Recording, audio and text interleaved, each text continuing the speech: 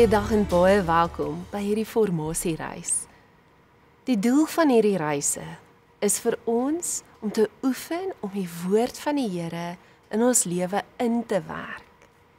So as ons saamkom om te luister, dan luister ons na die gedagte wat na vore kom en oefen die dag om daardie gedagte, daardie tema in ons lewe in te weef, om 'n dader van die woord te word.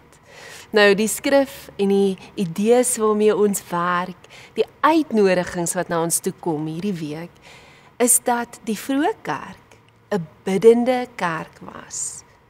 Hierdie reeks ek is omdat ons saam is. Vandag ek is omdat ons saam bid. 'n Skrifgedeelte is uit Handelinge 2. Petrus het nog lank aanhou getuig en 'n ernstige beroep op sy hoorders gedoen. Laat julle red uit hierdie afgedwaalde geslag. Die wat Petrus se boodskap aanvaar het, is gedoop en hulle het lede van die kerk geword. Hulle was so 3000. Hulle het hulle volledig gewy aan die leer van die apostels, aan die versorging van mekaar, aan die gemeenskaplike maaltye en aan gebede. Diep onsag het oor hulle persoon gekom en die apostels het baie wonders en wondertekens laat plaasvind. Al die gelowiges het gereeld by mekaar gekom en hulle het alles wat hulle besit het met mekaar gedeel. Nou daar's iets besonders aan die oomblikke na Pinksterdag. Die disippels het nie net vol vuur en dapperheid geword nie, hulle het anders begin leef. Hulle maak tyd vir mekaar, hulle breek brood, hulle leer saam en let mooi op, hulle bid. Nie as 'n vroom toevoeging tot hulle dag nie, nee, gebed word vir hulle 'n ritme, 'n manier van lewe. Hulle het hulle toegewy aan die gebede, sê Lukas. En dis presies waar ons begin as ons oor gebed saam met mekaar en vir mekaar intersessie praat. Intersessie is nie 'n spesiale tipe gebed vir mense met buitengewone geestelike gawes nie. Dis 'n uitnodiging vir almal wat liefhet. Want dis wat intersessie gebed is, liefde wat God toegebid word. Dis om vir iemand anders in die teenwoordigheid van die Here in te staan, om hulle op jou hart te dra, om hulle naam voor die Here se aangesig te bring met hoop, dalk met trane, met geloof, met stilte. Jesus self gee vir ons die mooiste voorbeeld. In Lukas 22 sê hy vir Petrus, ek het vir jou gebid, dat jou geloof jou nie begewe nie. Dis nog voor Petrus hom verloon. Jesus sien die worsteling in hom, en hy bid al vooruit. En dit sê vir my, gebed is nie 'n laaste uitweg nie. Dis 'n eerste liefde. Intersessie is nie beheer nie, dis vertroue. Dis om iemand se lewe in God se hand te plaas, selfs as ek nie die uitkoms kan voorsien nie. Ons sien dieselfde patroon in die vroeë kerk. In Handelinge 2 is daar 'n hele gemeenskap wat leer bid, saam, vir mekaar, vir die wêreld. Gebed was nie iets wat eers aan die einde van die dag vinnig ingepas word nie. Dit was die hartklop van hulle saamwees. Hulle het geleef met 'n ingesteldheid van afhanklikheid en dit het hulle gebedslewe gevorm.